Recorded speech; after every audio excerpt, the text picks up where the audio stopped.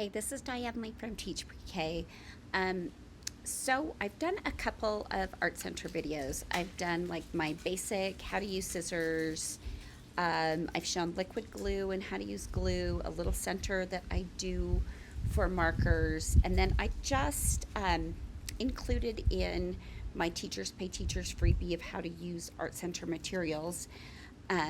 I've got all of those, plus I have another scissors activity, a price stickers activity, both for the book, lots of dots for daubers and 10 black dots for price stickers, but also just some dauber activities with shapes and price sticker, kind of like a matching and covering a circle, you make a heart shape. I've got that, as well as a how to use crayons, just super brief. So I wanted to share those with you, and I will leave the link to that free product at the end. They're all activities that I do within the first 2 weeks of school, and I think they would be really, really helpful for your planning and also for introducing those procedures and how to use all of your different supplies in your art center. So I hope you enjoy it. For using scissors in your art center, I have these little haircut friends. One has straight lines, one has stair step, one has jagged, and one has curvy. And as you can see, I've already done a little cutting practice on that one. So I always teach my kids to put the thumb in the little hole and as many fingers as they can in the big hole. Thumb stays on top. You can put a smiley face on the thumbnail if you want. Open up the scissors like an alligator and go chomp, chomp, and cut the hair. There we go, just like that. And they can cut these little straight lines. And if you wanted to make it extra fun, you could let them cut all the hair, but there you have it. They just gave this little guy a haircut and practiced using scissors. Okay, this is another really good fine motor activity for your art center and teaching kids how to use supplies for the first week of school. Just get these rainbow dot stickers. You can get like 1,200 in a pack at Amazon for a really reasonable price. Teach the kids to fold the paper back, unpeel the sticker, and then match it to a dot. And when they are done, they will make a heart shape with all these colors. And this is something they can take home and show their parents something they did at school. But it does take some fine motor skills to do this, but kids also really, really love to work with stickers. And this is going to be free in a packet of free Art Center activities for introducing kids to using Art Center materials in my Teachers Pay Teachers store. And I will leave the link in my description as usual, but as you can see, I'm almost done. And ta-da, you've got a heart. Another fine motor little sticker activity that you can do if you don't want to do the heart sticker activity is you could read the book 10 Black Dots, and then you can make a picture.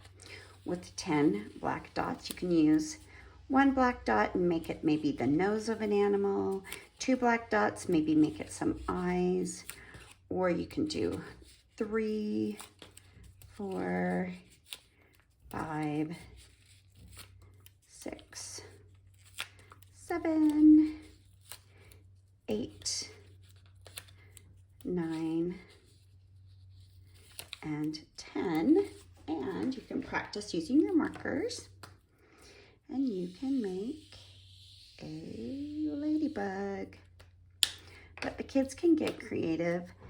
They can just, stick dots on a paper and scribble or whatever they're going to do, but you can demonstrate how you can actually make a ladybug out of your 10 black dots. Okay, when I teach the kids how to use the bingo daubers, I can let them do freeform after I read a book called Lots of Dots, but I can also use this as an opportunity to teach them about basic shapes. So I've got triangle, circle, square, and rectangle, and oval. So I have all these shapes that they can choose from. They can do one or they can do many. I'm going to take out rectangle because it has lots and lots of circles. And just like I did with the markers, I demonstrate how we unscrew the lid, and the red dauber has a red lid. We'll practice putting the lids off and on. I show them that there's a little sponge on the end and that we need to dot and lift up and not drag.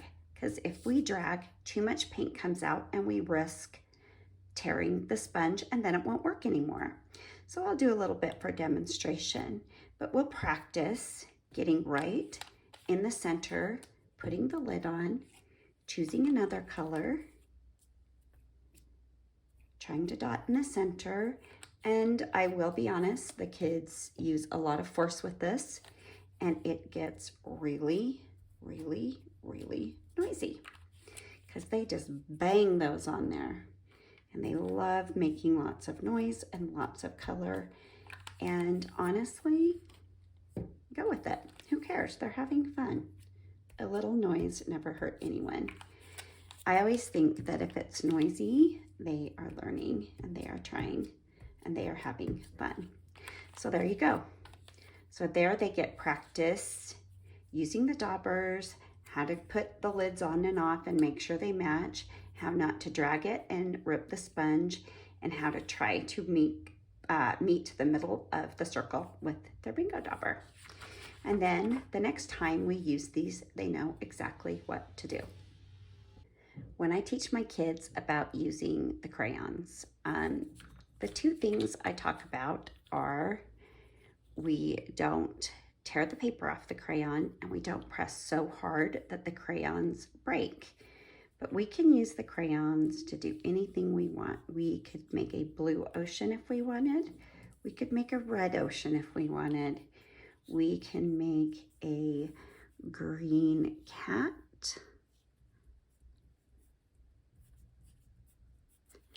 We could make a brown penguin.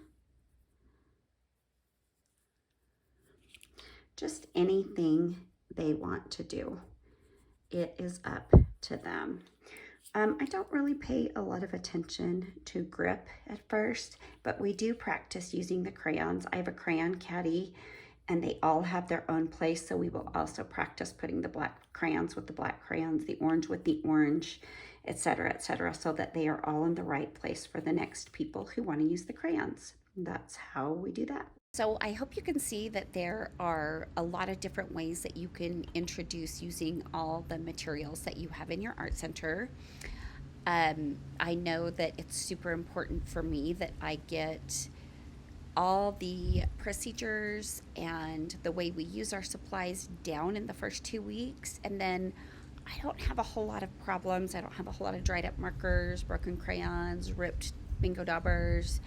If I teach the kids how to use them from the beginning and they know that's what we're supposed to do, I find that they really do respect our materials a lot better. It took me a couple of years to learn this, that's how I needed to start, but you've got to do that with everything. You've got to give them, some instruction and a lot of practice, and I mean they will absolutely get it and they will surprise you every time.